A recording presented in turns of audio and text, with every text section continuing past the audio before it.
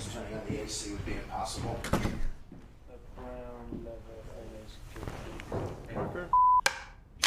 You're okay? This is a lovely room. This is one of the best for an interview. And it's the People's House, so we might as well use it. We are on the 4th floor of the New York Times building. Stupid is what stupid does, as Forrest Gump says, right? Is this fake news? This is not a complete dumper on him, right? Check 1, 2, 3, check 1, 2, 3, check 1, 2, 3, 4. I dare you to put this in the documentary. I might give it a go. Tension's beginning to run high. Run the tape back. Well, We're getting started. You tell me when you're ready, I'm always ready. Well, like most people, I didn't take it seriously. When the entire country was laughing at him. They were mocking him. Donald Trump has been saying that he will run for president as a Republican, which is surprising since I just assumed he was running as a joke. There was just no serious thought given to him as a candidate. It's obvious that the Republicans think Trump's going to lose. Well, I can imagine it in a Saturday night skit. Utterly unqualified. He's an embarrassment to this country. Hillary belongs in the White House. Trump belongs on my show. Right now, we have Hillary's about a 75 or an 80% favorite. We have different versions of the forecast. You're not going to be president, all right? So discombobulated, so unconventional. This is a joke, and it's an absurdity. Donald Trump will never be elected president of the United States. I don't think there's any way that Donald Trump gets elected president of the United States. Donald Trump is not going to be president of the United States. you know, you guys sound like two kittens sitting on a train track looking down at a train. So, you know, that train got a little bit bigger a few seconds ago, but I'm sure it's going to stop. Hey, it got a little bit bigger, but no way it's going to keep going. Hey, it's going to splat. Listen, if something is getting bigger and bigger and bigger every day, it's probably going to continue doing that.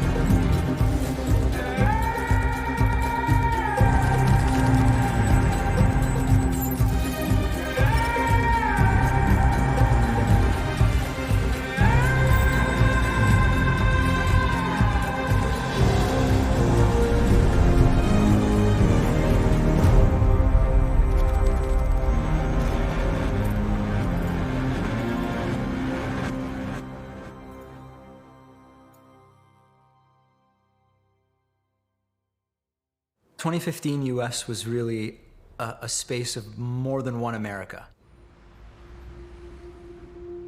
Breaking news coming in now from Charleston, South Carolina, where there are reports that 8 people have been killed in a shooting at a church. We as a country will have to reckon with the fact that this type of mass violence does not happen in other advanced countries. There was this growing gap between rich and poor Americans, and it was really one of the major challenges facing the country. Sometimes I just don't buy groceries every month, and I live like eating a meal a day. We automated away 4 million manufacturing jobs in Michigan, Ohio, Pennsylvania, Wisconsin, and those communities have never recovered. Today, we can say, in no uncertain terms, we've made our union a little more perfect.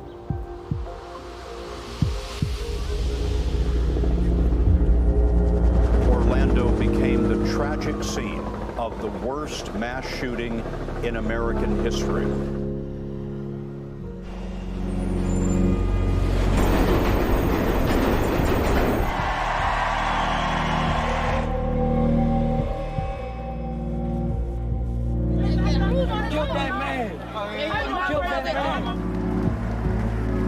country, 340 million people, all Americans, but pretty distinct cultures regionally and drastically different political sensibilities.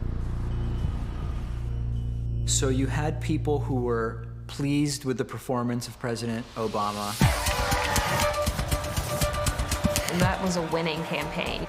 You just felt millions of people at these rallies, every age, every race. You felt the swell of excitement about this historic candidacy. It was a creed written into the founding documents that declared the destiny of a nation. Yes, we can. There was just incredible enthusiasm for Obama, enthusiasm very rarely seen for a politician. He offered a message of hope and change that electrified the Democratic base, and they turned out in big numbers for him.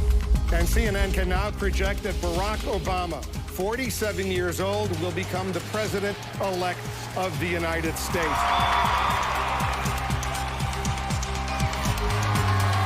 Walking down the street, people were just screaming, Obama!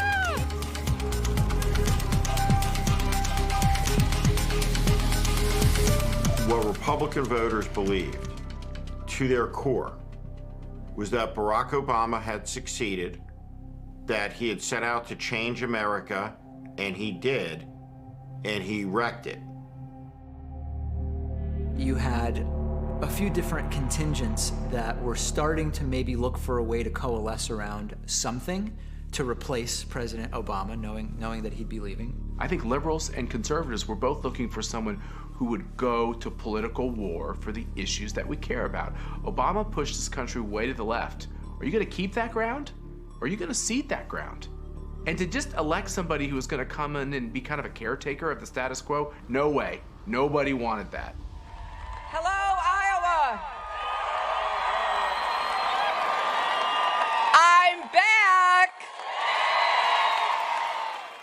Well, what Democrats believed as gospel was that Barack Obama had permanently changed the composition of the electorate.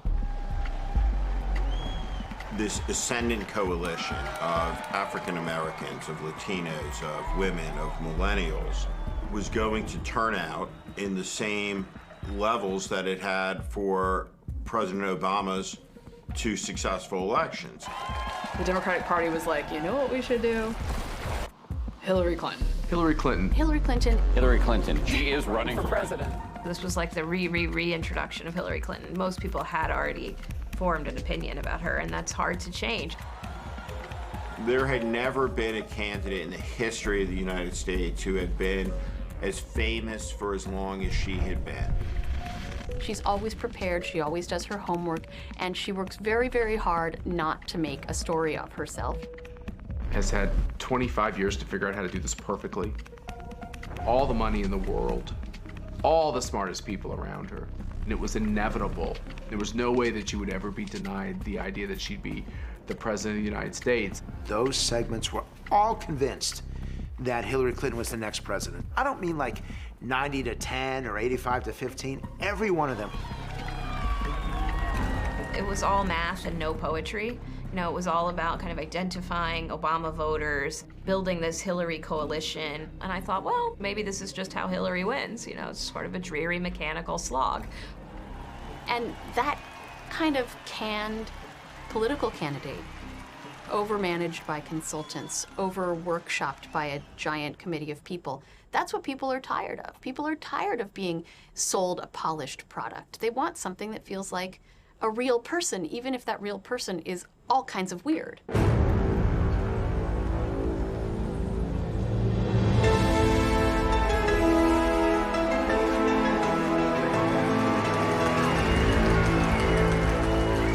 I don't believe he intended to become president when he declared his candidacy.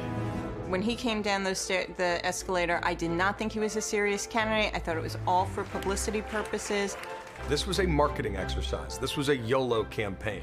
Even if he lost, he'd win, because he'd raise his profile even higher. I think his expectation was that I'll do well and do better than people initially thought I would, which was a smart bet, and I'll increase my brand share, my market share. I think he intended to provoke a conversation about Donald Trump. Wow. Whoa. That is some group of people, thousands. I think he was contemplating turning 70 and thought, how do I want to go out? Well, I want to go out in a blaze of attention. And what better vehicle for getting attention than a presidential campaign? I am officially running for President of the United States, and we are going to make our country great again. This is something that's been in the back of Trump's mind for a long time. Could the Manhattan magnate be eyeing the White House, or is he just calling a bluff? As early as 2000, he floated the idea publicly of running for president. I think that nobody's really hitting it right. The Democrats are too far left, the Republicans are too far right. He was thinking about it in the 1990s. This sounds like political presidential talk to me. I do get tired of seeing what's happening with this country, and if it got so bad, I would never want to rule it out totally. He talked about running on the Reform Party ticket. You have a vice presidential candidate in mind? Well, I really haven't gotten quite there yet. He came very, very close to running in 2012, and people, I think, have slightly forgotten that. He was front runner at one stage in the polls. Are you or are you not going to run for the presidency? I am seriously thinking about it. Well, I am thinking about it, Bob. We'll see what happens. And ended up endorsing Mitt Romney and making a big show of it in Las Vegas. He was always someone who, I think, as part of his showmanship, felt that he deserved to be on the biggest stage in the world. The country is doing very poorly. Our country is in serious, serious trouble. The country is going to hell in a handbasket. This country cannot continue to support Japan and Saudi Arabia and Kuwait. You look at what China's doing to us, how they're just ripping us left and right. They're taking our jobs. I'll bring back our jobs from China, from Mexico, from Japan, from so many places. I'll bring back our jobs and I'll bring back our money. I really believe that this was a gimmick to get NBC to raise up his salary and to keep The Apprentice on. Well, and I would bet the farm on that. Some say Donald Trump entered the race to win it, and the other half say he entered to see where it took him. He absolutely, and I talked to him before he ran and talked to him throughout the race, he absolutely ran to win it. And he also said, we'll see how it goes. The usual political motivators that attend to people running for president did not apply to Donald Trump. Money, fame, position, bankability, power. He had all that. He had a great life in New York City. He's Donald Trump. Think about the opening of The Apprentice.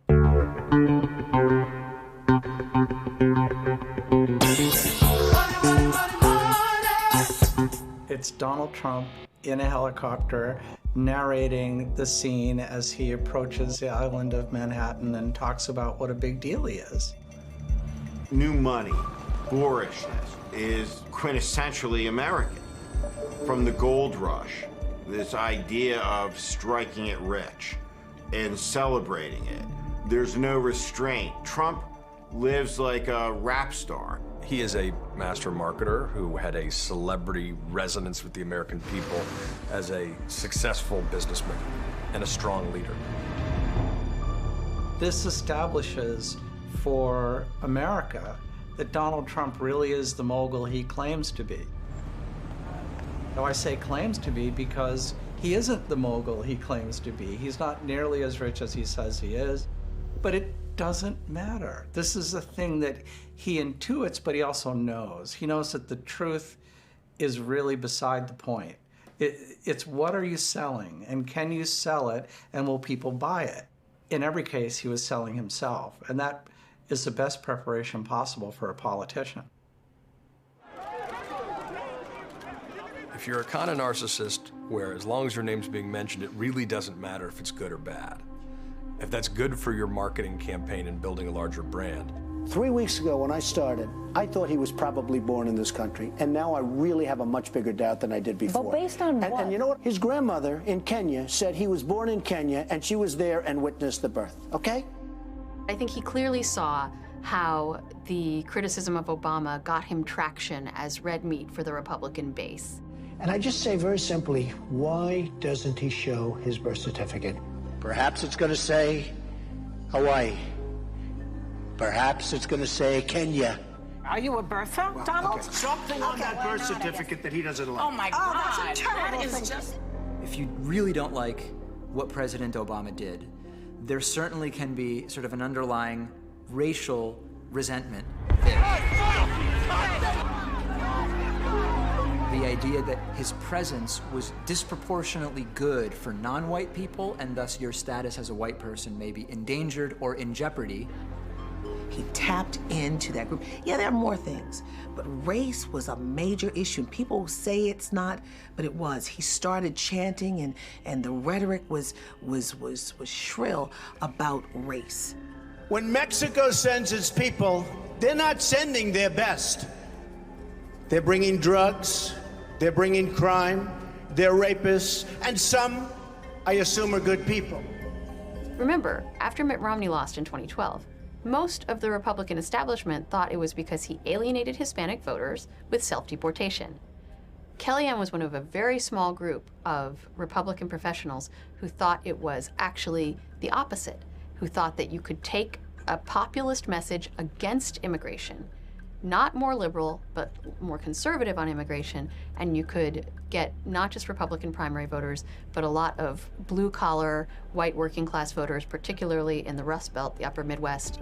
I will build a great, great wall on our southern border, and I will have Mexico pay for that wall.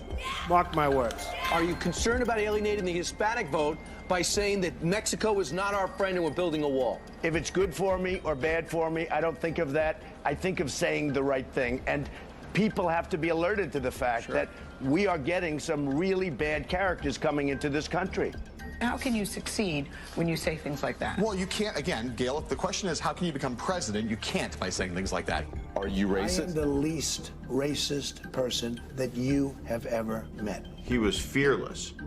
When Donald Trump denounces Mexicans and people are outraged and he loses the PGA championship from the golf course, does he back down? No. He doubles down. Donald J. Trump is calling for a total and complete shutdown of Muslims entering the United States until our country's representatives can figure out what the hell is going on. It is, in fact, the case that you have a big chunk of racists in this country, but worse than that, you have a big chunk of people for whom racism is not a disqualifier. And Trump understood that.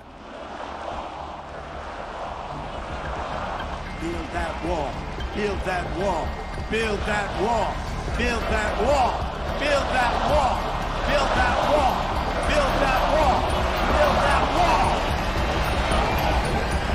wall. He realized this wasn't about ideology. It was about who was the angriest. It was about who was the angriest at Obama specifically and who could embody that anger the most authentically. And so it didn't matter that he wasn't a conventional conservative on all kinds of metrics. What the base was really looking for was just who could be the most opposed to Barack Obama. Were it not for the transformative love of Jesus Christ. What makes our country exceptional? Faith and freedom. It's no exaggeration to say we're at the most critical point in our nation's history. The greatest nation the world has ever known. I see a great country on the verge of its greatest century. The new American century. Thank you. God bless you. God bless the United States. Donald Trump was blessed with the biggest field in modern Republican history. Oh, there's no doubt in my mind that the Trump campaign was delighted by the fact that there were so many other candidates. This was possibly the most qualified group of Republican candidates in history. Every single one of them who ran thought there was at least some chance that they could, get lightning in a bottle and win this thing. Ted Cruz is my man. He fits the bill. They thought that you go out, you get your base, you're going to fight this out in the states.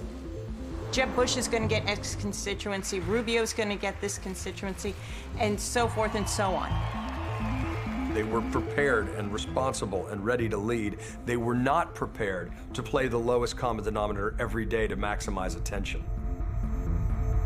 So along comes Donald Trump. And what Donald Trump understood is that Republicans were not looking for the smartest candidate or the most sophisticated candidate. They were looking for a gut puncher, a street fighter. Rubio, total lightweight, and little mouth on him. Bing, bing, bing. A con artist will never get control of this party. Jeb Bush is a low-energy person. I think Donald Trump is trying to insult his way to the presidency, and it's not going to work. Do you believe Senator Ted Cruz is a natural-born citizen? I don't know, to be honest.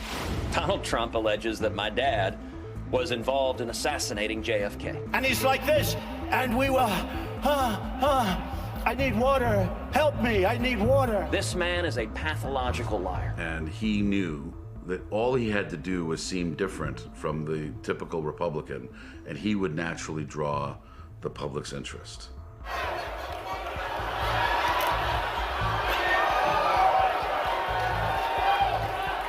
Unbelievable. Trump's latest poll numbers matching his larger-than-life personality. In a reversal from when he entered the race, Republicans increasingly believe Trump has staying power. But the question remains, can Trump turn his poll numbers into actual votes? Because his name ID was so high, because he was such a spectacle from day one, that in a giant field, his name bumped to the top of polling, and then it sort of feeds off of itself. Because once he's the leader, oh, maybe I'm for the leader too. Yeah, sure, that sounds interesting. Donald Trump. In reality television, the villain is always the star. All the way back to American Idol, Simon, he was like rude and mean. He's the star. That's a trope in reality TV. Who would you rather have negotiate with Iran, Trump or Jeb? But here's the problem with Rubio. When you sweat that much, hello, can I have some water? And Putin's sitting there, what the hell kind of stuff is this? This is not exactly a poker player, folks. Not exactly a poker player. She said, I never expect to hear that from you again. She said he's a pussy. That's terrible. Terrible.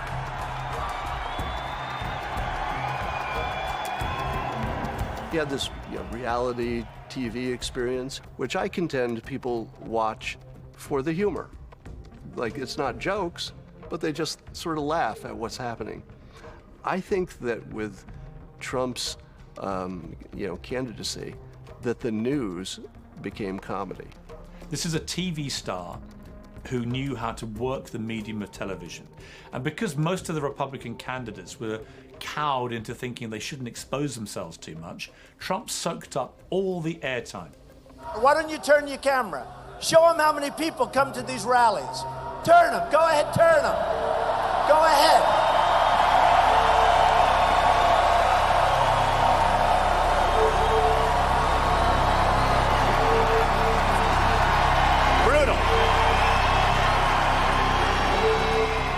The media elite thought that Donald Trump had climbed over the wall from the world of entertainment into the world of politics. That's not what he did. He pulled the world of politics over the wall into the world of entertainment. I'm Mike Huckabee. I'm delighted to be on this stage. I'm Jeb Bush, and I believe America is on the verge of its greatest century. I'm Ted Cruz. I'm the son of an Irish-Italian mom. My wife, Jeanette, and I are the proud parent. We've been married 17 years, and we're the proud parents of 4 children. I'm Donald Trump. I wrote The Art of the Deal. I say not in a braggadocious way. I've made billions and billions of dollars dealing with people all over the world. The thing that makes Trump the most unique is not any one element of his personality, his skill set, his history. It's the lethal combination of them. I've referred to this as a talent stack, or in this specific case, you could call it a persuasion stack. It's a bunch of skills that if you put them together, you would say each of these individual skills is not the best I've ever seen, but almost nobody has this combination. Donald Trump took center stage in that first debate in early August 2015 and never lost center stage. Positioned on the stage by how they stand in the polls. In the center of the stage tonight, businessman Donald Trump. When Donald Trump raised his hand and said that I might not support the nominee, Can I see hands? who is unwilling tonight to pledge your support to the eventual nominee of the Republican Party. Mr. Trump. People aren't watching these primary debates to really learn about the candidate. It's a show. It's a TV show. Mr. Trump.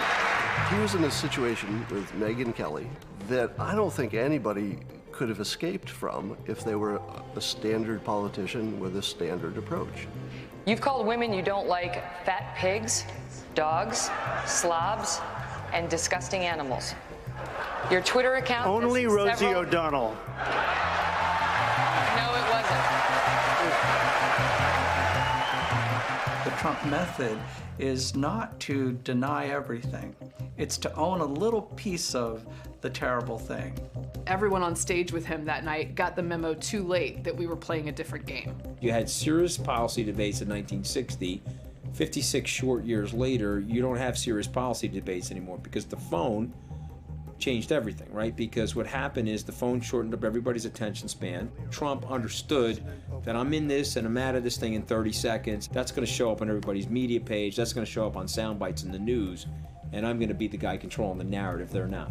We don't need a weak person being president of the United States, okay? We don't need that. We don't need that. Nasty guy. Now I know why he doesn't have one endorsement from any of his colleagues. All right, John, I get to respond. From the buffet. Rand Paul shouldn't even be on this stage. He's number 11. He's got 1% in the polls. So you're not beating Hillary. Well, then if I can't beat her, you're really going to get killed, aren't you? So let me ask you this, because you're really getting beaten badly. I know you're embarrassed. I know you're embarrassed, but keep fighting, keep swinging, man. Swing for the fences. Let me just tell you. I mean, they were all ready for each other, but they weren't ready for him. Okay, he was like the human wrecking ball. He was the Howard Stern of presidential candidates. He was the first smash-mouth, shock-jock candidate. So he came in there with his tongue. He used them as boxing fists. He was just boom, boom, boom, boom, boom. Boom, boom, boom, boom, boom, and was knocking them left and right, and they couldn't handle it.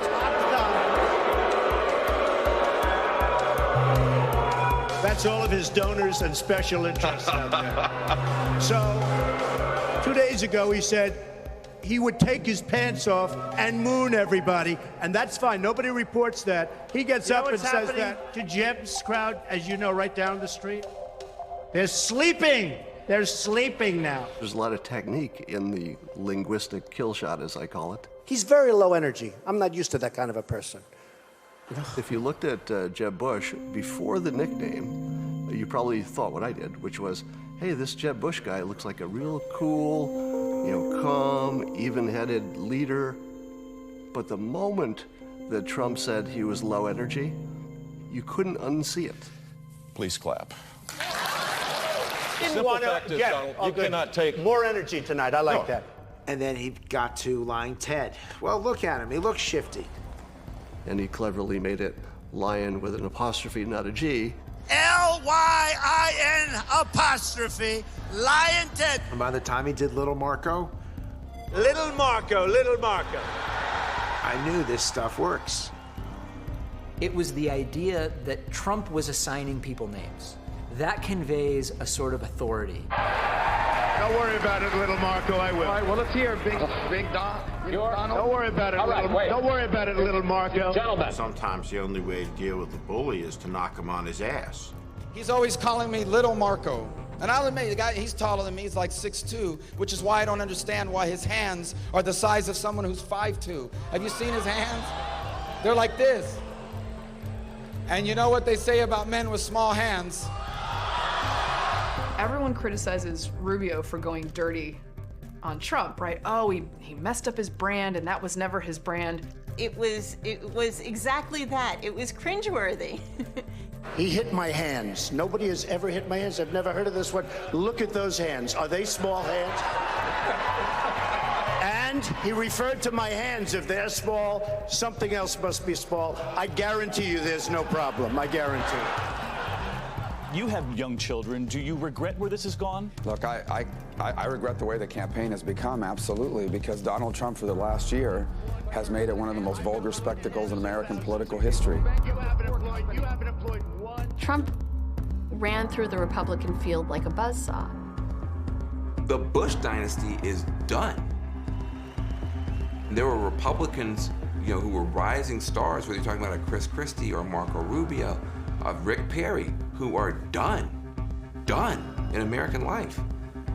And then it got to the Democrats. Part of Hillary's whole strategy in the primaries was to elevate Trump, to make sure that the media took him seriously. Now some transformation has happened, and Republicans, whether they support Donald Trump or not, seem to think that he really is their best chance of winning the general election next November. And which Republican candidate has the best chance of winning the general election? Of the declared ones, right now, Donald Trump. There was a feeling of like the Clinton campaign felt like this is great. He'll destroy the Republican Party and it'll make it impossible for a Republican to win. Donald Trump's continued ascent in the Republican Party could mean the end of the Republican Party as we know it, that George W. Bush could be the last elected Republican president. The RNC apparatus eventually panicked at the idea of Donald Trump being the nominee, and they started to be more aggressive behind the scenes to try to derail it. If we Republicans choose Donald Trump as our nominee, the prospects for a safe and prosperous future are greatly diminished. You can see how loyal he is. He was begging for my endorsement. I could have said, Mitt, drop to your knees. He would have dropped to his knees. He was begging. We've confirmed that both presidents, George W. Bush and his father, George H.W. Bush, will stay silent and not endorse anyone. He's a race-baiting, xenophobic, religious bigot. He doesn't represent my party. They wanted him to write checks. They viewed him as a donor. They did not view him as a serious candidate. They viewed him as a threat to everything that the RNC had been working for. And what the RNC didn't realize is that the American people could really have cared less what their point of view was. CNN projects that Donald Trump will be the winner of the New Hampshire Republican primary. Oh, wow. Wow, wow, wow. Donald Trump is the winner of the Nevada caucuses. We won with young. We won with old. We won with highly educated. We won with poorly educated. I love the poorly educated. A 22-point margin in Alabama, 14-point victories in Tennessee and Georgia. Very big nights for Donald Trump. They got destroyed. Donald Trump, all 5 states called relatively early in the night. People thought that conservative values voters were going to care more about personal morality than political and policy alignment. And at the end of the day, it turns out they don't care that much about personal morality for their leaders. He exposes the fact that it's not about ideas, it's about emotions. This is not about actually ideology. It's, he talks like me, he thinks like me. In some cases, he hates like me. They felt like the two major parties had failed the country in the most fundamental ways, and they simply weren't listening. And they wanted to find the person who could personify their anguish about the country's future.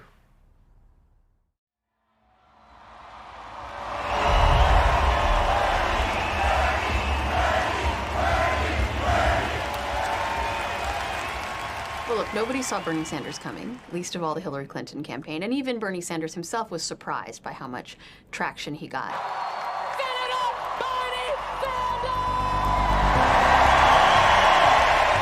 What this campaign is about is creating a political revolution in America.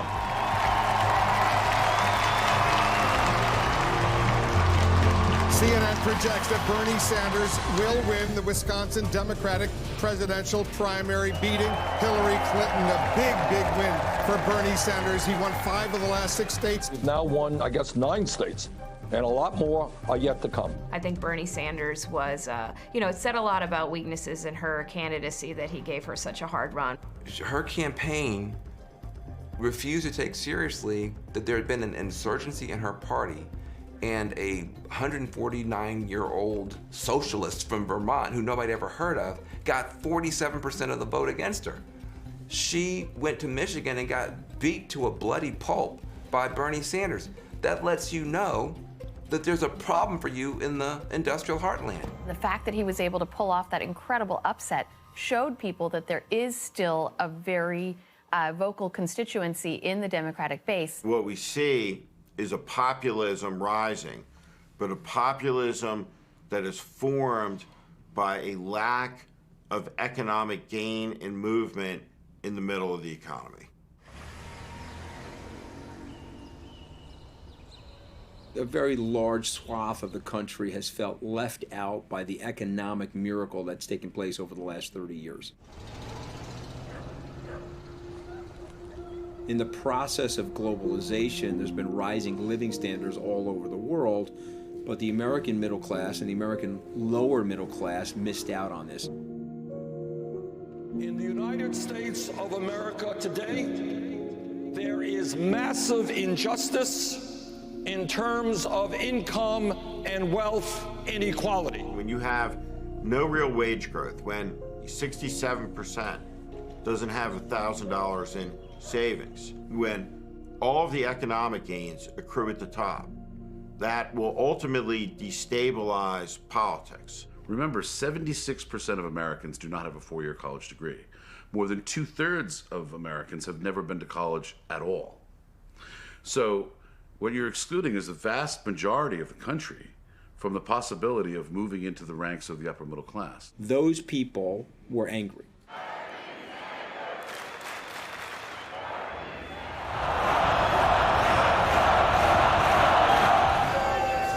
Things he's saying, they've been saying for years. When he wins, we all win. He tapped into a vein of the American mindset that believed that the American dream was aspirational but no longer achievable. I'm tired of the politicians in Washington. I'm tired of the way the country's being run, and I want some change. I want somebody new, and the man knows what he's doing. If you want a candidate who's going to help create a government which works for all of us and not just the 1%. The jobs, incomes, and security of the American worker will always be my first priority. When this guy is saying, I'm not going to ship your jobs overseas, I'm not going to trade with people who will undermine our economy, I'm not going to let people into the country who will jeopardize your security, that's what they're looking for. I am going to be the greatest jobs president that God ever created. Remember that. I think a lot of people go, oh my gosh, look at this Trump, he's upending everything, and this is some disease that just popped out of nowhere in the American polity. And it's like, no, he's actually a symptom of the fact that many people have felt alienated for a long time, have felt disappointed in their vehicles for reaching Congress, in this entire sort of system. Our system is rigged. The system is corrupt. The system is broken.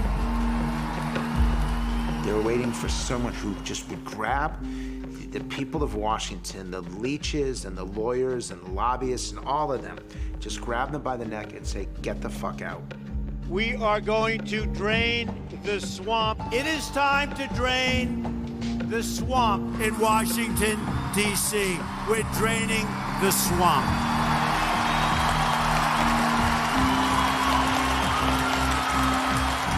Some people have told us that Trump voters were dumb and that he manipulated them.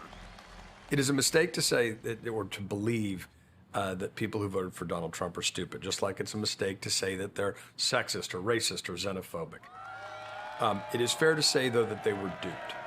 Because if you're looking for a champion, if you've been squeezed as a member of the middle class from a Rust Belt city, a billionaire populist who lives on Fifth Avenue is not going to be your savior.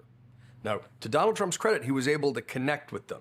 And I'll tell you what, the big business in this country, and I'm a part of it, but I decided, I've been on the other side. You do know that, right?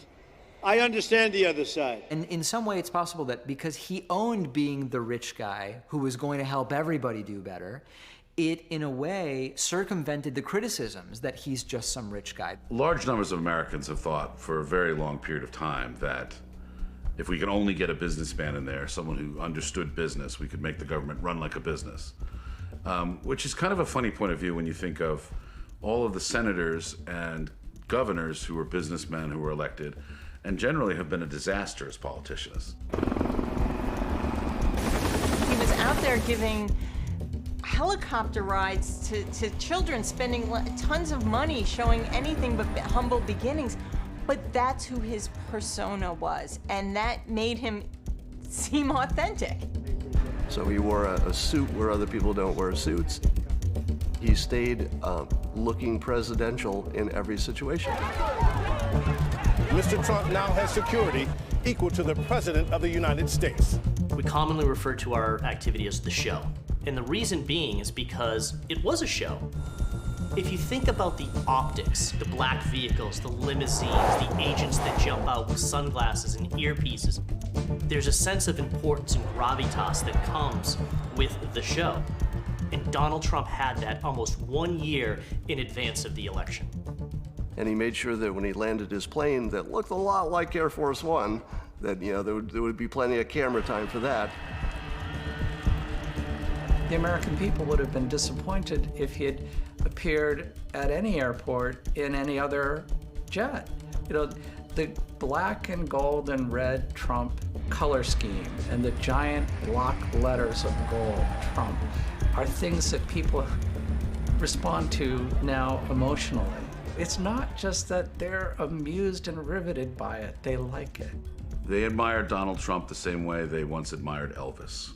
They see a man who's living large, who's enjoying life, who's doing what they would probably do if they were worth billions of dollars. Trump is the guy that, like, the working class man would be if he won the lottery. There's something about Trump's wealth, the gold-platedness, the eating a bucket of KFC on his airplane.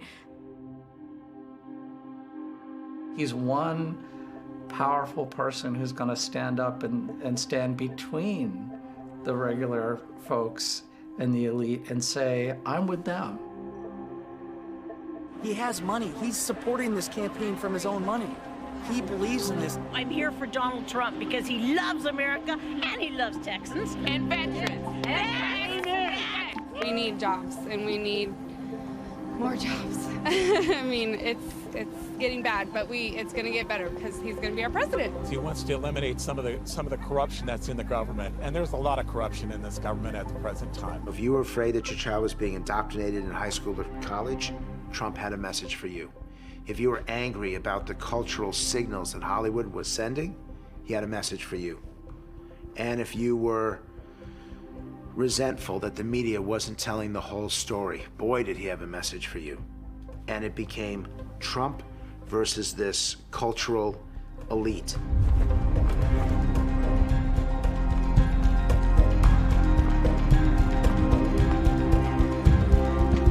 If you look at a Trump rally, you see the joyful faces, people laughing, people having fun. He was electrifying audiences of 10 to 20 to 30,000 people. I would go early to the events. They would be lined up around the block, into the second block, into the third block. Never seen anything like it.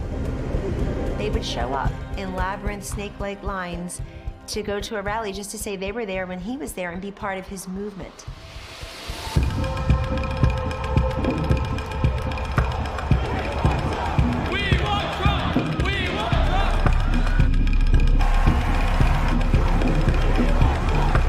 Start to draw 10,000 people, 15, 20,000, in Trump's case, 30,000 people, and they're all cheering your name, and you're Donald Trump, it's better than OxyContin. I mean, it is the most addictive thing in life, even more than private jets. Just...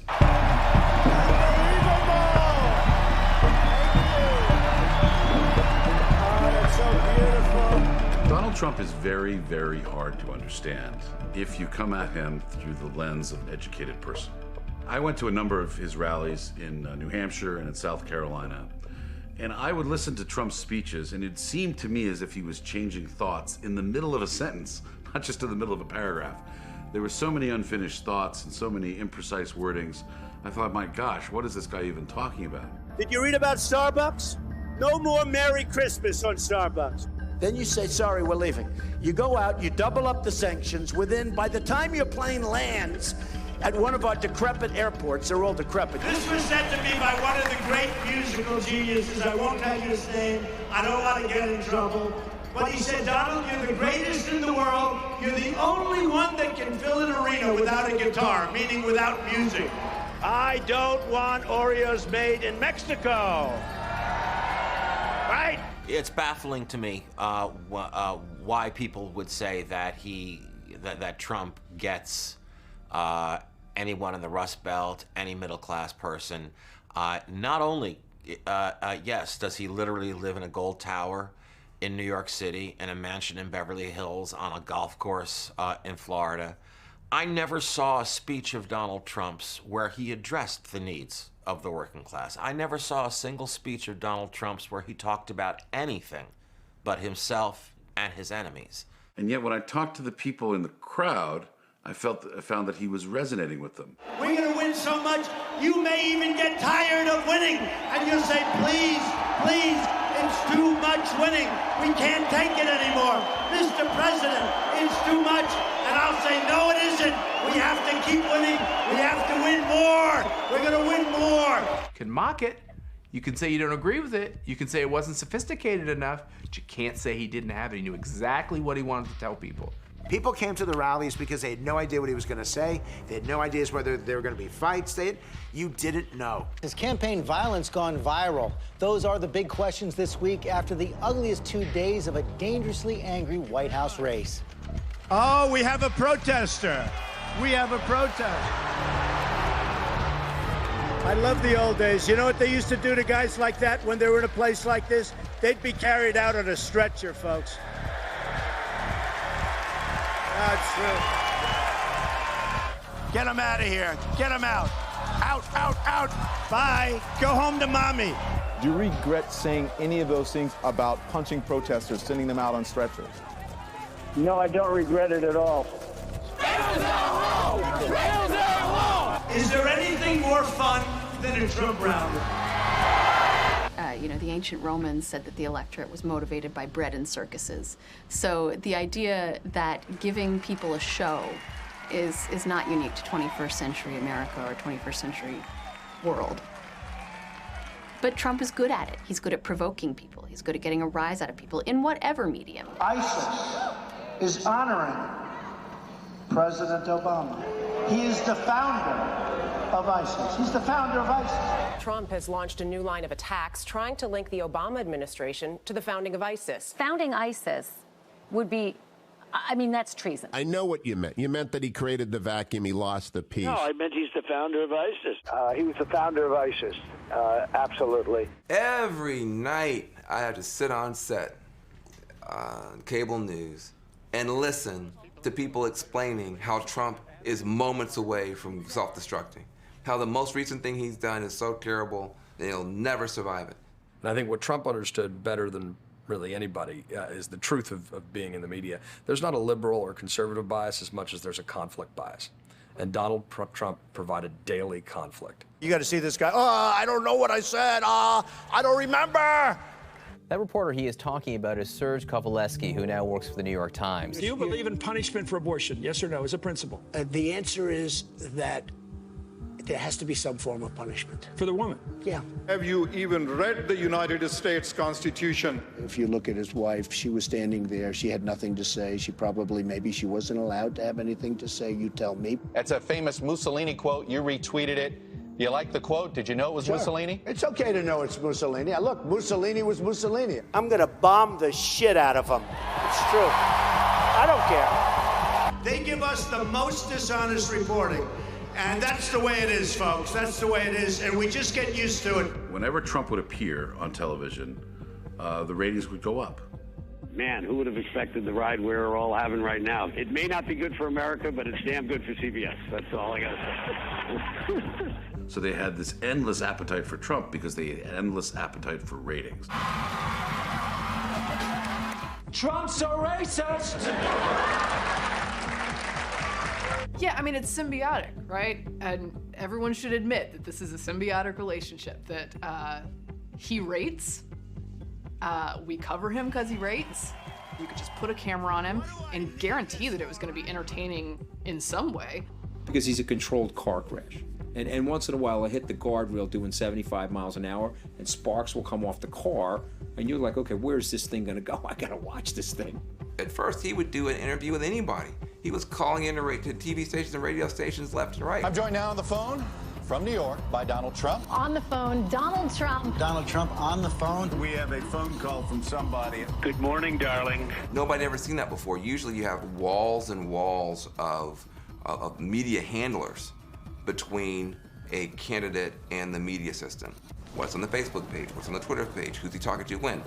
Trump just kept accelerating his share of the media market. It was Trump's celebrity and the expectation that he would say something outrageous.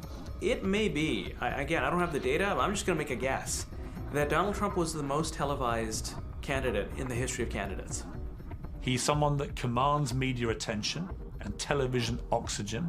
And actually what happened is everyone in the liberal media, in particular, continued to underestimate him. I think there is a large segment of the population in the United States that wants to blame somebody, and the media becomes an easy target. But I do think that there were things done for him, like photos of the empty podium waiting for the presser because it was guaranteed conflict, good TV. Frontrunner Donald Trump expected to speak at a campaign rally. So we're just expecting him. We're waiting his remarks. Still waiting for that Donald Trump Any minute now. All the news coverage just got sucked up and focused on him because he continued to be the most interesting story. You can't even remember what the other candidates were about. But the media is not the one that told all of his competitors not to do interviews. They were running an old game and an old playbook. Trump, to his credit, understood that new media world, and he took advantage of it. There's no question about it. That led to just an unconscionable amount of free media coverage that we could sort of quantify in dollars. It would be a really, really high number. You know, people say that he got $1 billion in free media in the primary, but a lot of that was negative. A lot of that would have been considered not a campaign ad for his campaign, but for his opponents. I supported him. He lost. He let us down. But, you know, he lost. So I never liked him as much after that, because I don't like losers. But Frank, let me get to it. He hit me. You hear me say, but he's a war hero. I couldn't believe it. He's a war hero, and I said it like that. He's not a war hero. He's a war hero. He's a war hero. 5.5 years. He's a war hero because he was captured. I like people that weren't captured, okay? I hate to tell you. And I thought to myself at that moment, the gentleman who is sitting across from you is in the process of lighting himself on fire. Oh, that was my first moment where I naively was like, well, this guy's done. Supposedly, that's something that the right does not tolerate. You cannot go after members of the military. You know, I'm just speechless because I just can't believe such reckless words out of a person's mouth. He did 10 things from the announcement through the first vote in Iowa, 10 things that would have killed any other candidate. And each time, he just got stronger. This is going to be a nightmare of a campaign if he insists on being so uncivil and so disrespectful, but you better get ready for it. They say, I have the most loyal people. Did you ever see that? Where I could stand in the middle of Fifth Avenue and shoot somebody and I wouldn't lose any voters, okay? It's like incredible. You're encouraged to be modest, to be humble, not to show off, not to be brash, not to say provocative things, to be very careful, to tiptoe around the niceties of language. Trump just ignored all the playbook. Trump just went, no, actually, I'm going to be me. For better or for worse, I'm going to be authentic. And that was tremendously attractive to an audience, and I think a country that is perhaps rightly tired of politicians who seem bound by what they considered political correctness in not saying those things.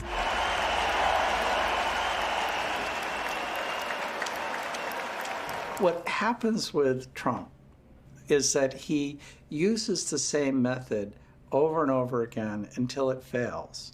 And in the primaries, he discovered that it didn't fail.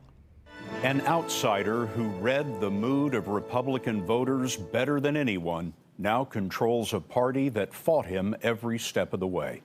This evening, his last opponent dropped out, ensuring that Donald Trump will be the party's first nominee since Eisenhower to run with no political experience. I saw an organization that was the most pathetic of anything I've ever seen in American politics.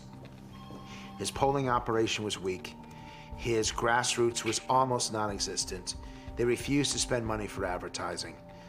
All the elements of what you spend or invest in a campaign were not happening. We hit the 1237, right? 1237. Trump celebrated the victory tonight with McDonald's. Here I am watching Hillary fight, and she can't close the deal. And that should be such an easy deal to close. It could be we're going to run against Crazy Bernie. That could be. Could be Crazy Bernie. He's a crazy man, but that's okay. We like crazy people.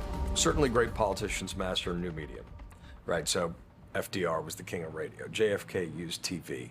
Obama used the internet and nascent social networks very well. But Trump and Twitter, it was a particularly powerful, toxic combination. Well, I think Twitter is a unique kind of network in that it brings together a social network and a broadcast network. You have millions of followers, you're effectively a broadcaster. And these two modes interact. Sometimes a tweet goes, viral, where eventually millions or tens of millions of people will see that one message. It was his understanding of Twitter and how to make that entire platform his. In a way that creates direct intimacy with his supporters. It was unbelievable what he was doing. And I recognized that immediately. I was like sitting there going like, almost reverential, like, oh my gosh. It was Mr. Trump himself who drove that social media platform train by directly communicating with the people. And the media had to cover the candidates' tweets. Matt, I want to put up that tweet again this morning, of course, tweeting, "I love Hispanics." I want you to look at this graphic of one of his tweets. I'm sure that you have seen this. A star that is the shape of the Star of David.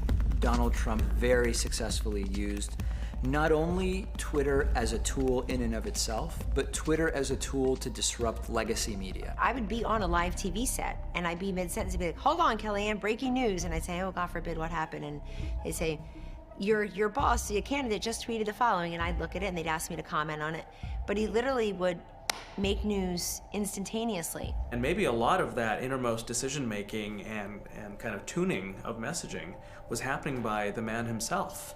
And in the speed and the agility that you need to surf a near real-time medium, which is what Twitter is, that might be a huge strategic advantage. I just can't think of a worse candidate in the Twitter era. I mean, Hillary isn't like a bite-sized, candidate who would just fire off things without thinking about them. And, to her credit, a lot of people would like a president who puts a lot of thought into things before they, release them to the world. There would be, a whole team to approve a simple tweet. Ultimately, that, I think that people saw that and could tell kind of a lack of spontaneity or genuine emotion, I am honored to be here amongst you on behalf of what really made this country great, working people, men and women. The new currency that's rare and needed in politics is no longer money. It's attention. It's name recognition. That is the new currency. And Hillary Clinton and Donald Trump had oodles of that. The difference is how they used it. Hillary Clinton tried to stay out of the spotlight, away from interviews, and just rest on the fact that she had the biggest brand in American politics. Yeah, just wait. Yeah, maybe when I finish talking to the people here. How's that? She tried to walk in a parade to cordon off the press. They were put in this moving rope line. This is the worst visual metaphor. Before you could say she's not talking to reporters, but you can't cover not talking. You can show this image over and over again, and it's awful. Her press strategy was essentially to ignore us. She, felt like the front runner and didn't think that she necessarily needed to talk to the gaggle of reporters who traveled with her everywhere, covering her every move. I am so happy to have all of you with me. Have you missed I've been just waiting for this moment. The relationship between the Clinton campaign campaign and the press is just hostile on both sides, and it's early for that. She gave very few interviews. She did almost no print interviews that I'm aware of before the general election. The criticism is directed at the Clinton campaign on this. We're Yes. trying to wrap her in bubble wrap this entire campaign and not let her actually associate with real people. That's where Nobody wanted any kind of moment to go wrong and go viral and look bad. And so I think there was an extreme caution that kind of prohibited her from having more of those moments that could have ultimately helped her. You know, we saw a systematic difference between members of the what we call Trump tribe and Clinton tribe. Just more retweets, more tweets, more replies, more activity per account from the Trump tribe versus the Clinton tribe. And so we described that as a passion gap. And at some point, you know, someone on our team said, you know, it's almost like there's a public awakening.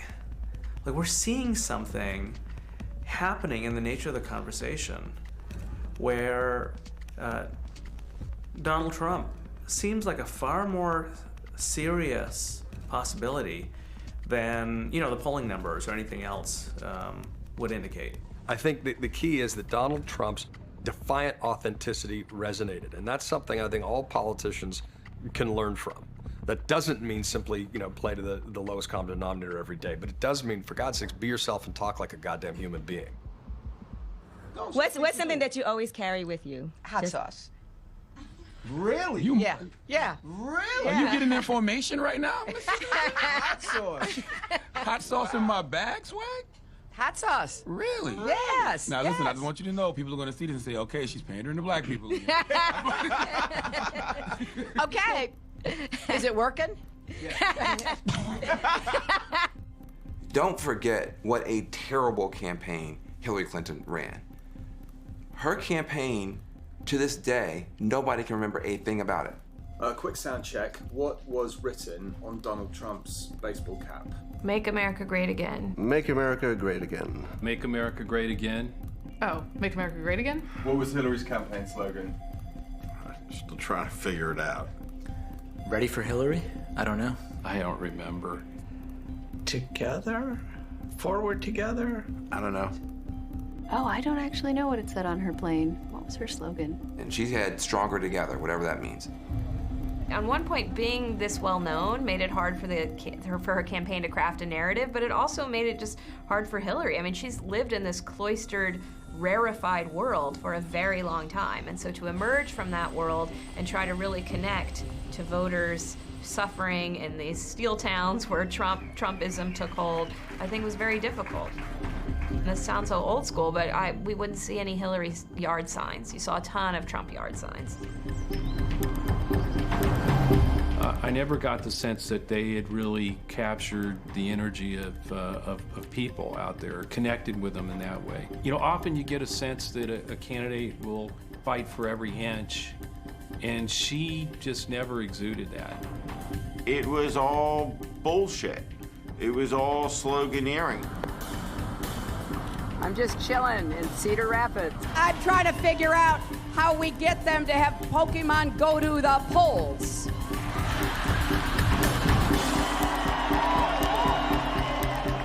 I think just viscerally, she missed the anger that had taken root in the electorate. Secretary Clinton does represent the establishment. I represent, I hope, ordinary Americans, and by the way, who are not all that enamored with the establishment. It's always been the case, going back to 2008 even, that Hillary Clinton just wasn't an inspirational figure. Whether it was her speaking ability, whether it was her record, whether it was the way she saw the world, it was an issue that her campaign was in complete denial about. They thought it was Bernie who convinced a lot of left-leaning people not to like Hillary, but in fact, this was just a fact that Sanders and his campaign saw and exploited. It was a pre-existing condition for Hillary that people just didn't really like her. We have won, at this point, 45% of pledged delegates, but we have only earned 7% of super delegates. So in other words, the way the system works is you have establishment candidates who win virtually all of the superdelegates. NBC News is now declaring Hillary Clinton the presumptive Democratic nominee.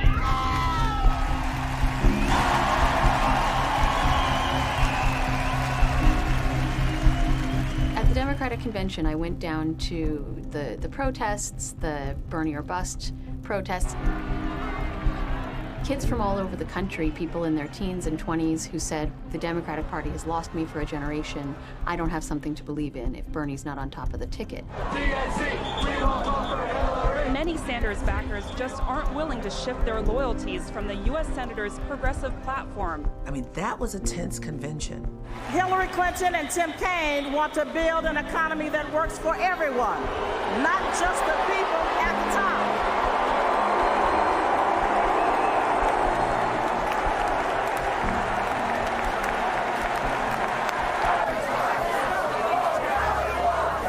If I didn't know any better, I would have thought I was at Bernie Sanders' convention last night. Yeah. The rafters.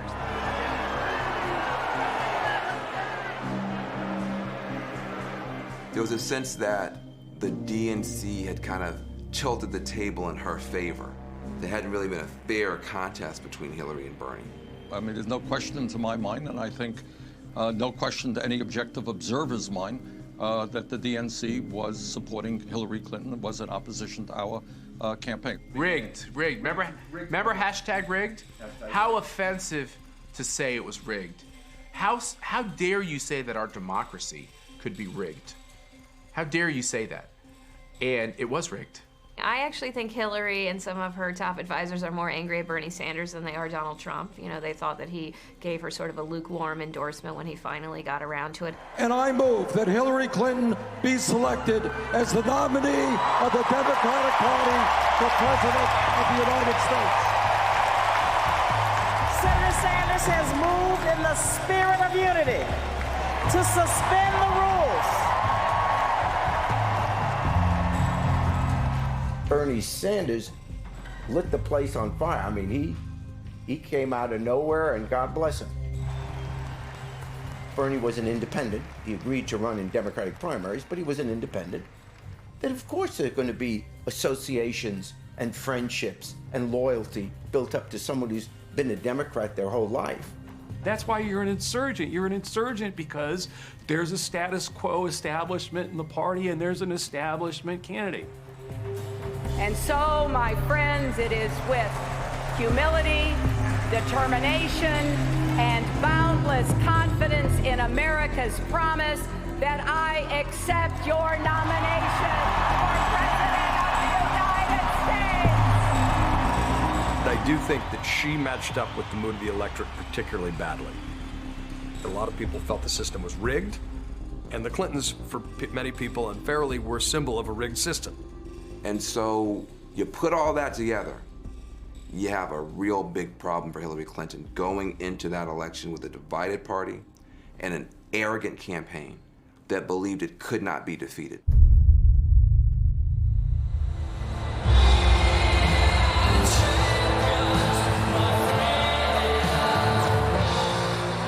Even Trump may have underestimated Trump.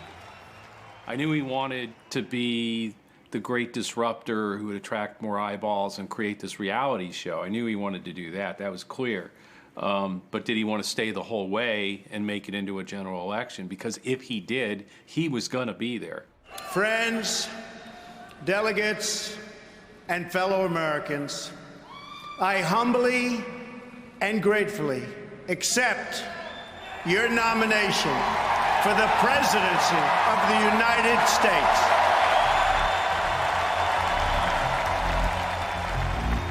I suspect that Donald Trump did not decide he really wanted to be president until he turned to face Hillary Clinton.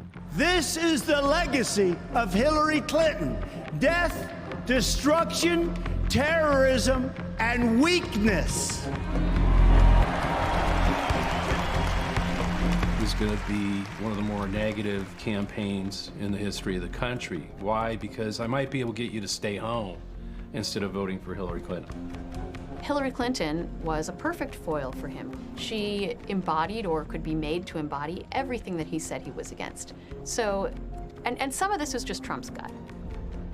And some of this is Steve Bannon and Kellyanne Conway and others building an actual coherent worldview around Trump's gut. I always knew Hillary Clinton could lose the election, which is one way of answering the question of when I thought Donald Trump could win the election. Down the stretch they come. We've been talking about Hillary Clinton opening up that lead. He struggles with women. He struggles with minorities. Mr. Trump with the support of 2% of African-American voters. By the time I came on board, we were down in the polls. I said, you know, we're way behind. The window's closing, but it's still open. We're way behind. And he said, oh, the polls. And I said, I've looked at the polls, and she's winning, but she doesn't have to. You can. She had a lot more paths to victory than he did. He can win Florida, he can win North Carolina, and he can win Ohio and still be short. That's important. He can win Arizona and still be short. He can win Utah. And then, even then, he's got to go and get maybe it's a Michigan or a Wisconsin to put him over the top. A normal Republican cannot think in terms, frankly, I hate to say this, cannot think in terms of bringing in Michigan. And he represented a great push forward in our demonstrable quest to bust through Hillary Clinton's very real blue wall, beginning with the upper Midwest. So Michigan, Wisconsin, Iowa, Ohio, Pennsylvania. They've taken our jobs out of Pennsylvania. We're going to be bringing them back, folks, believe me. We're bringing them back. This is industrial. This is blue collar. There are a lot of towns that have been hurt by globalization. We talked a lot about the white working class vote, particularly white working class men in those Rust Belt states. Hillary is notably weak with these voters, losing them by as much as 2-to-1 or more, 10 to 15 points weaker than Barack Obama with white working class men. We were competing in states that Obama-Biden had carried twice, but had also elected a Republican statewide as senator and/or governor in the interim, and where Hillary Clinton had never gotten to 50% and stayed there for very long. Hillary Clinton just didn't go to these states.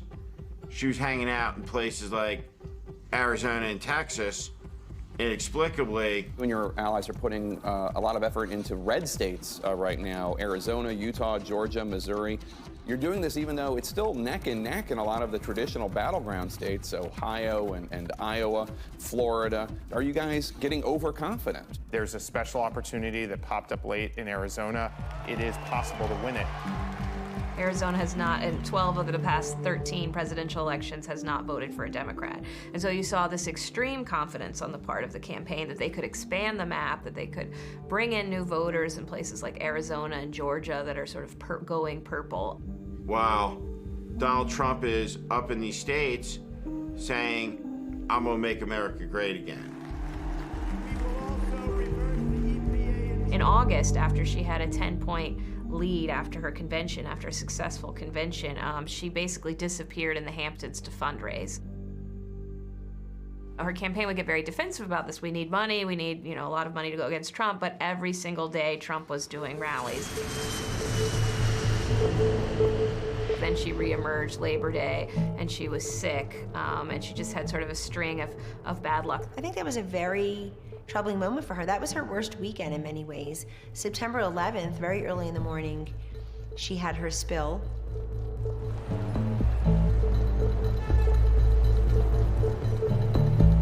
She's supposed to fight all of these different things, and she can't make it 15 feet to her car. Give me a break. Give me a break.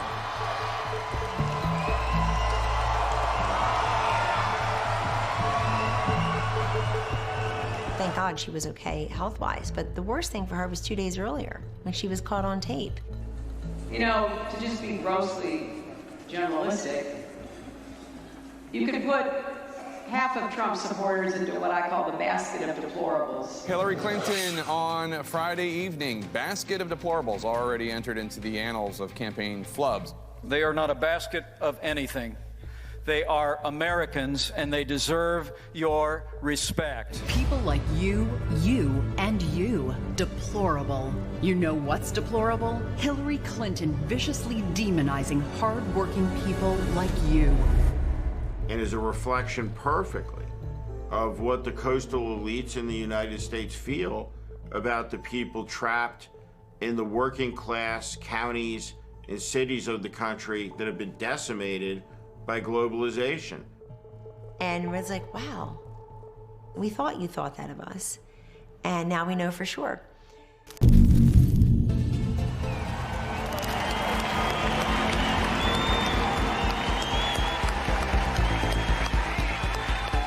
She is a really gifted debater, maybe one of the best debaters we've seen on a stage in a long time. Why won't he release his tax returns? And I think there may be a couple of reasons. First, maybe he's not as rich as he says he is.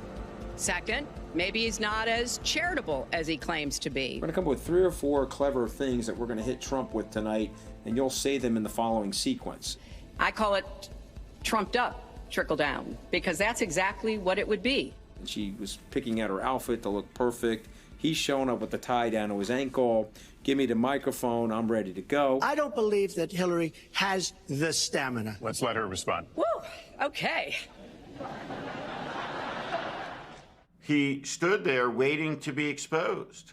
As soon as he travels to 112 countries and negotiates a peace deal, a ceasefire, or even spends 11 hours testifying in front of a congressional committee, he can talk to me about stamina. But Hillary invested a lot. Instead of doing rallies that, 20,000 people on an amazing night would see, how about we just bunker down and invest in these debates? And I just left Detroit, and I just left Philadelphia, and I just, you've seen me. I've been all over the place. You decided to stay home, and that's okay. I think Donald just criticized me for preparing for this debate. And yes, I did.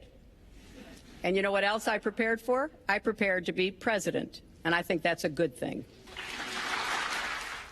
I think, the consensus was that she won all of them. Did anybody see that debate last night? Oh, yes. 1 down, 2 to go. I want a word or phrase to describe Donald Trump's performance tonight. Strong start, weak finish. Missed opportunities. Bombastic. Not presidential. Sloppy. I want a word or phrase to describe Hillary Clinton's performance. Prepared. Firm. Powerful. I think she had one of the best debate preps that I have seen in the last 25 years. I think she came across more presidential. It seemed for all the world like something of a victory lap. Yeah, and I think Hillary Clinton deserves a victory lap this morning. One history professor, meanwhile, says that Donald Trump will be the next leader of our country. Professor Alan Lichtman from American University, good enough to join us now. I delivered my Trump prediction in a Washington Post interview in September 2016, and people wondered if I'd gotten too old and lost my sanity. My system forgets the pundits, forgets the polls, does not look at the day-to-day events of the campaign. I don't look at debates. I don't look at ads. I don't look at campaign tricks. And I predict elections in advance. In other words, I put myself on the line and have been doing so successfully since 1984. And for 32 years, everyone has asked me the same question. Couldn't there be an October surprise? Couldn't there be something so extraordinary, that it could turn around your prediction? And there never has been an October surprise that's doomed a candidate. Everybody talks about it, but it's never happened.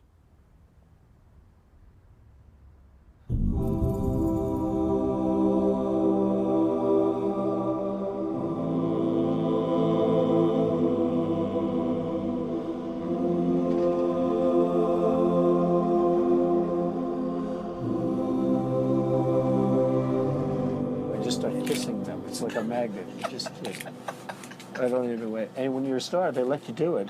You can do anything. Whatever you want. Grab them by the pussy. You can do anything.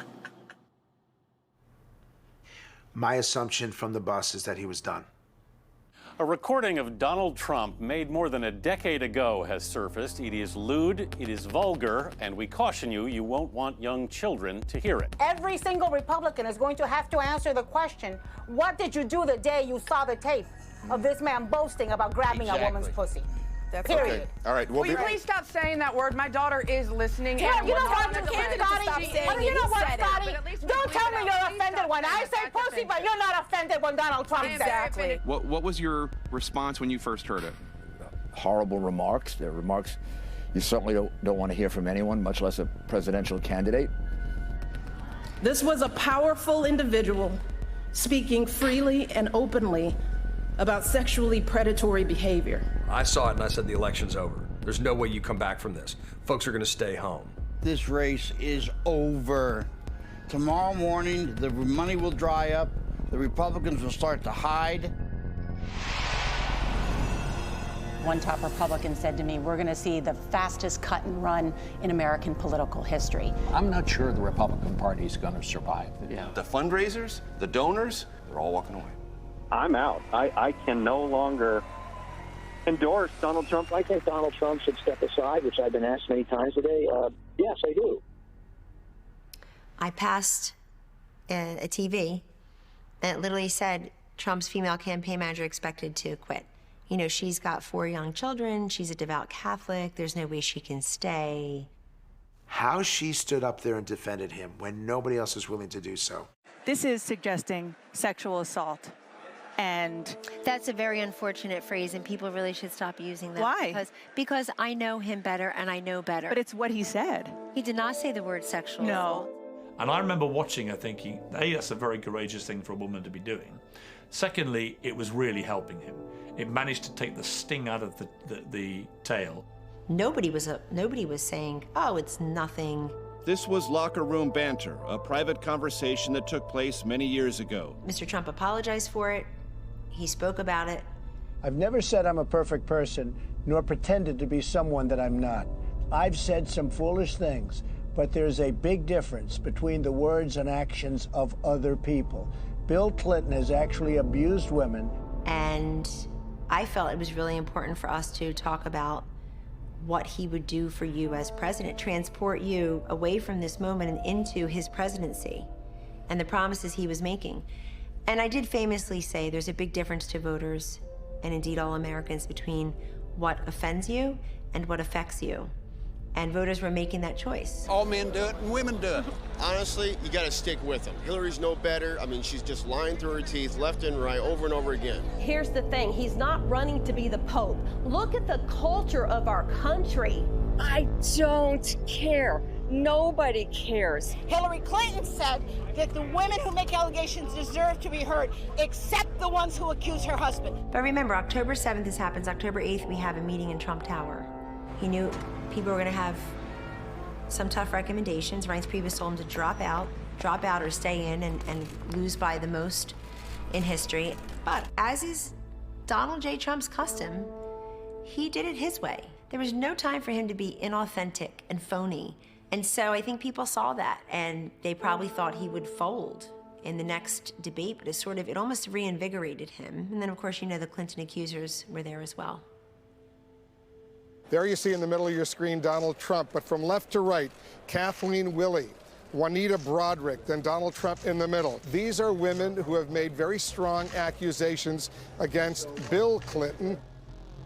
It was several people's idea, and it was an idea that had been floated for a while, though. Hillary Clinton and really Mark Cuban made a big deal that he was going to go sit in the front row and torment Donald Trump, and so I was like, well, we'll see you one Mark Cuban and we'll raise you 4 or 5 Clinton accusers. See how much fun I had? What he's basically saying is, hey, go fuck yourself. I'm not going to be attacked by you, who's now all of a sudden the champion of women. If you look at Bill Clinton, far worse, minor words, and his was action. What he basically says is, look, it's the both sides are guilty kind of, let's muddy the contrast here. Even though Hillary Clinton is in some ways the victim, obviously, of her husband's infidelity. So you can say any way you want to say it, but Bill Clinton was abusive to women. Hillary Clinton attacked those same women and attacked them viciously. 4 of them are here tonight. He gave the right wing something to hold on to. And they really, the only thing uniting the Republican coalition isn't Donald Trump, it's hatred of Hillary Clinton. Premiums have gotten too high, co-pays, deductibles. And he does have a way, and this is what many people right of center in this country like about him, of not letting Democrats off the hook for their bad behavior. I'd like to know, Anderson, why aren't you bringing up the emails? I'd like to know. Why aren't you We getting brought up to the bottom? emails. No, it hasn't. It hasn't. And it hasn't been finished at all. Trump had a lot of luck in that the FBI was very vocal about their investigation into Hillary's private server.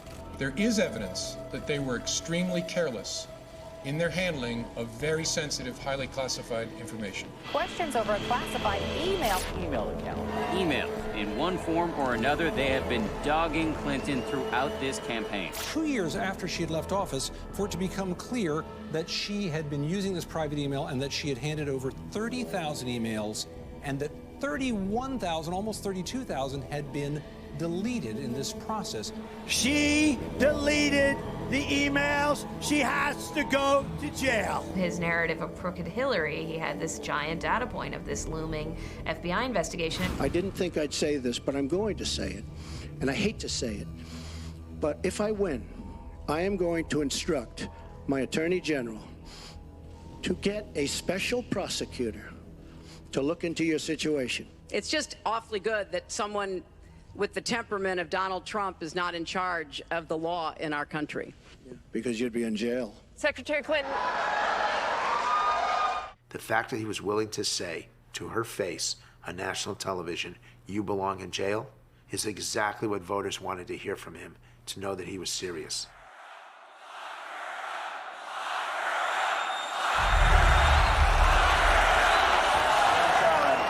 We're going to beat her on November 8th. That's better.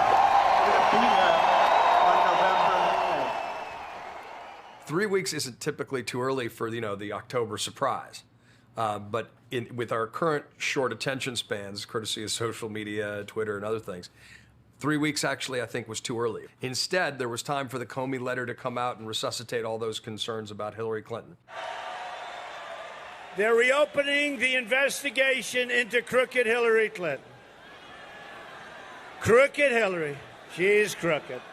She is a crooked one. A new possible investigation by the FBI into Hillary Clinton's emails. Just 11 days before the election, the announcement creating shockwaves. The FBI reopening the investigation into Hillary Clinton's email use.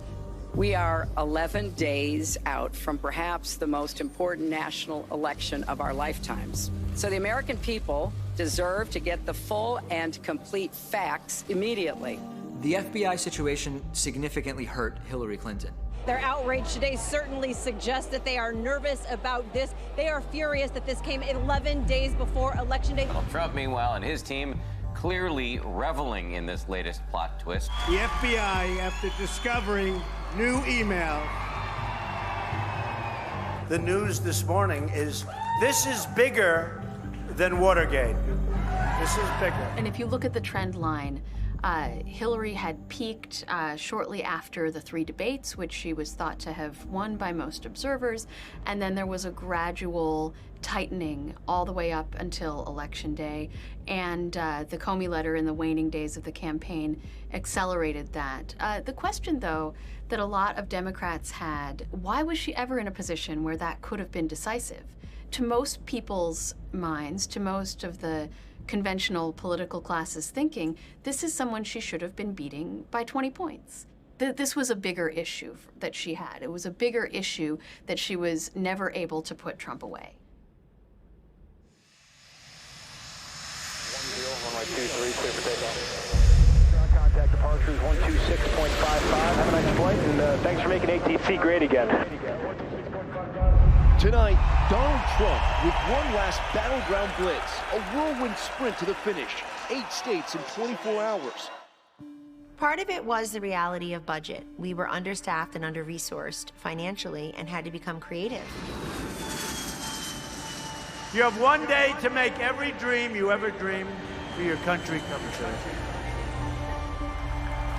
Real change also means restoring honesty to government. First thing you should do is get rid of Clinton.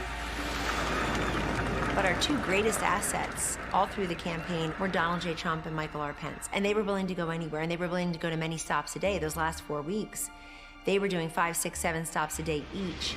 This is the last day of our campaign. Who would have believed it? They say it's the single greatest movement, politically speaking,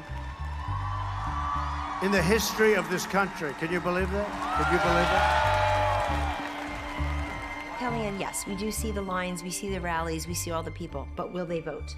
No, they waited in line in the tent for 2 days in the rain just to have a seat in a 20,000 person arena, but they're not going to show up on election day. So it's now officially Tuesday, November 8th.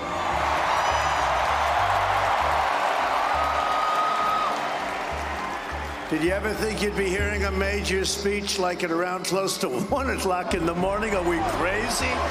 And we don't need Jay-Z or Beyonce. We don't need John Bon Jovi. We don't need Lady Gaga. All we need is great ideas to make America great again. That's all we need. That's all we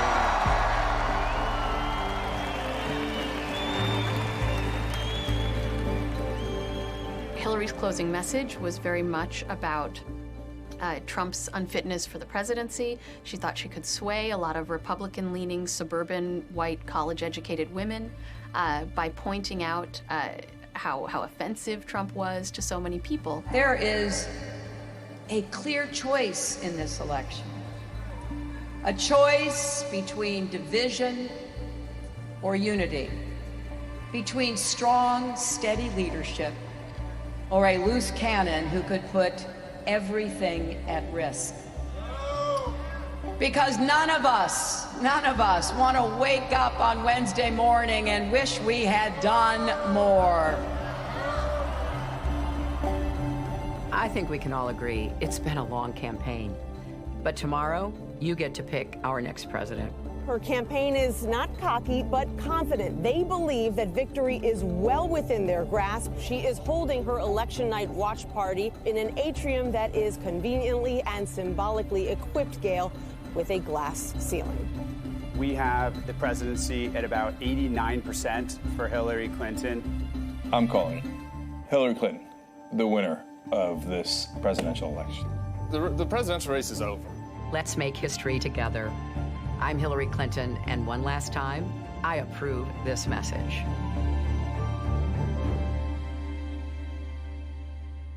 The day before the election, I got a call off the record from senior members of the campaign who were affiliated with the RNC. And they were calling a bunch of editors-in-chief, and they're saying, look, we're going to lose tomorrow, but we want you to know it's not our fault.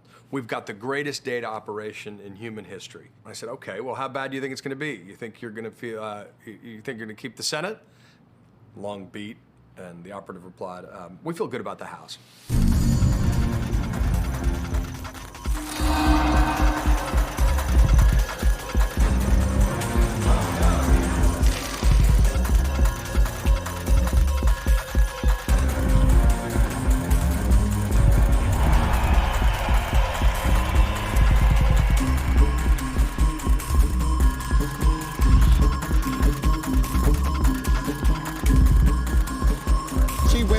State of Illinois, New Jersey, in Massachusetts, another 11 electoral votes. Maryland carries the state of Rhode Island, Delaware.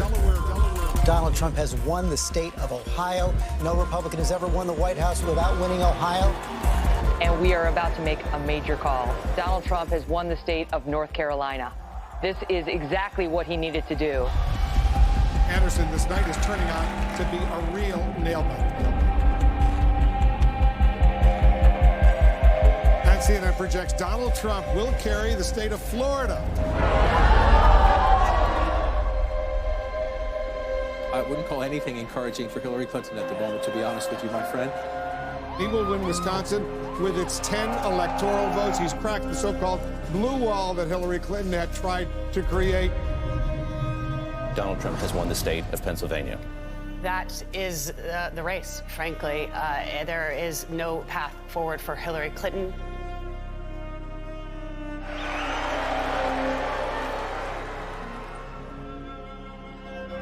Everybody should head home. You should get some sleep. Hillary Clinton has called Donald Trump to concede the race. Donald Trump wins the presidency.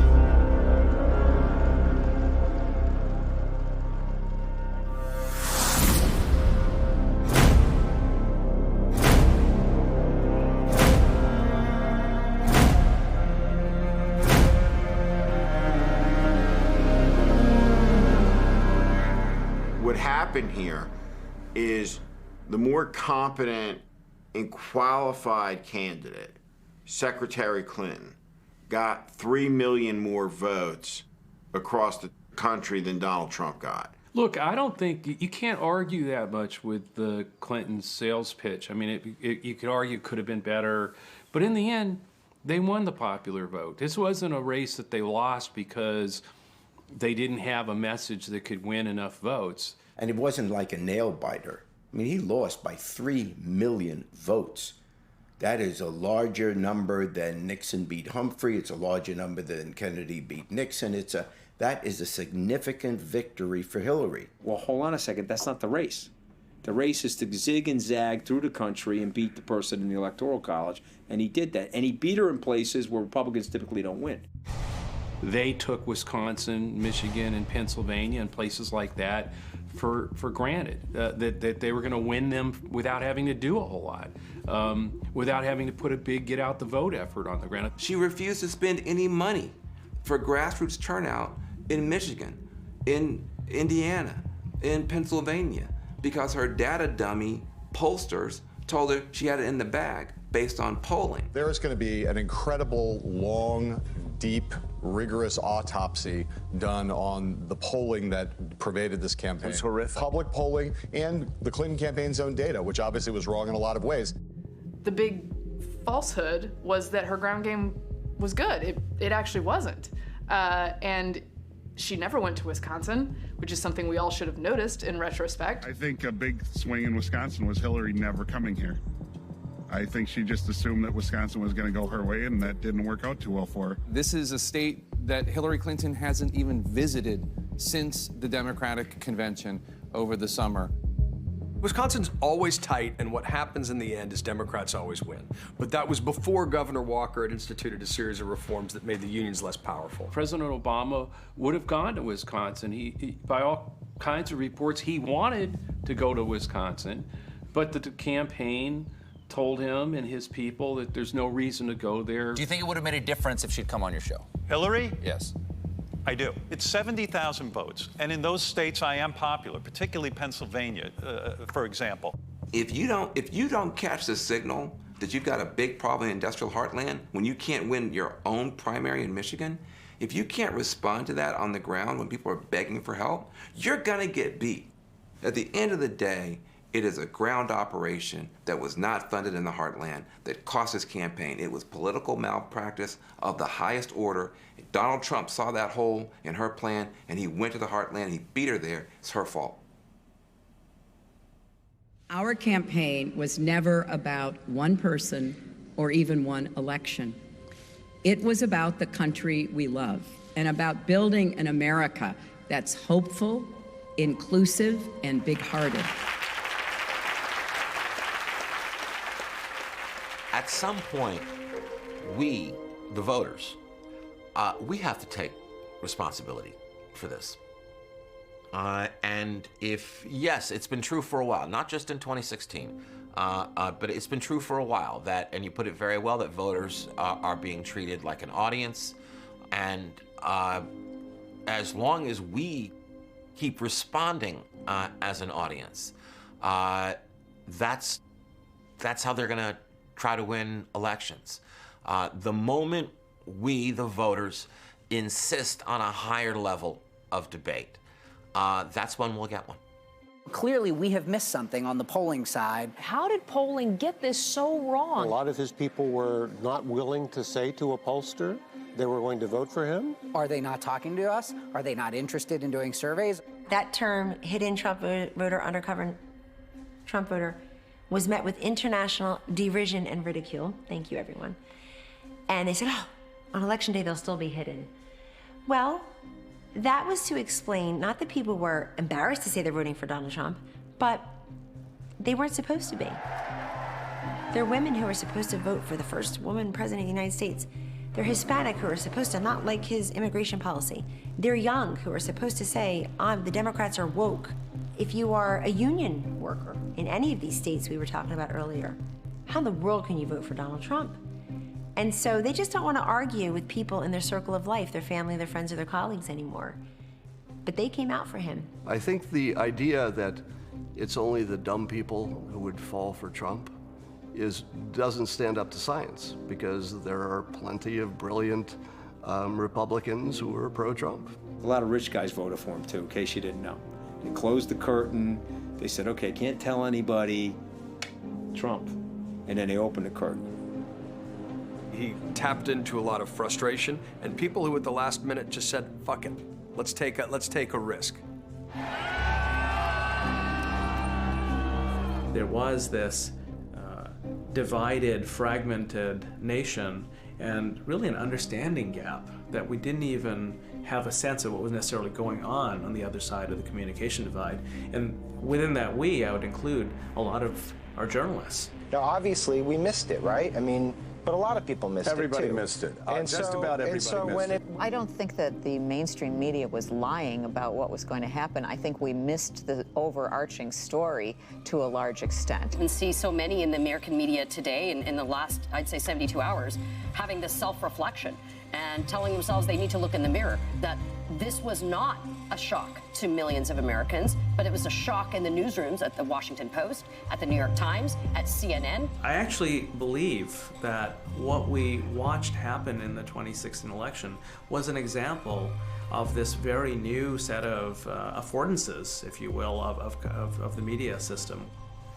The gatekeepers of the old media system no longer are the gatekeepers. Once upon a time, we had audience members who were each sitting in their own living rooms watching this television broadcast and maybe shouting back at the TV.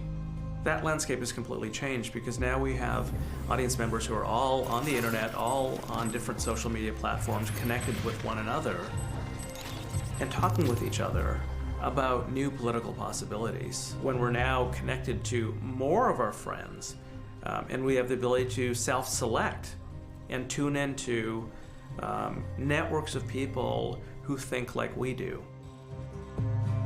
Facebook is admitting Russia agents bought thousands of ads during the election. Now the social media giant says it will turn over those ads to Congress. And now you throw this into the mix, where it really sort of raises questions again about the legitimacy of his election. The clear evidence that Russia tried to influence the outcome of the election is unprecedented. And they were clearly trying to sow the seeds of confusion and discord, play to identity politics, but they had a favored candidate. That's not in question. I do not believe in a giant global conspiracy whereby the Trump campaign, which literally didn't even know it was winning at like 8 o'clock that night, orchestrated this in order to beat Hillary Clinton. But what I definitely think happened is that the Russians were interfering as much as they could do in the mindsets of American people. Through Facebook, through WikiLeaks, through all sorts of stuff. The Russians were everywhere trying to create noise around probably Donald Trump over Hillary Clinton. Was Donald Trump responsible for that activity? No. Did he mind it? I doubt it. You know, all's fair in love and election war. But is the central charge true that Donald Trump was only there because of Russian interference? I just don't buy that at all. Ladies and gentlemen, the President-elect of the United States, Donald John Trump.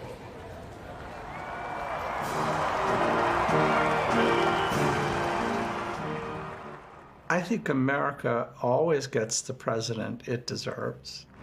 You know, this is an age distorted by greed, distorted by inequality, distorted by social media. Why wouldn't we be offered the chance to elect a president whose main skill is self-promotion? That makes him the ultimate American. A guy like Trump was inevitable. You're calling it the accidental presidency. It may be an accident that Trump is the president, but it is not an accident that someone well-known outside of politics would suddenly rise.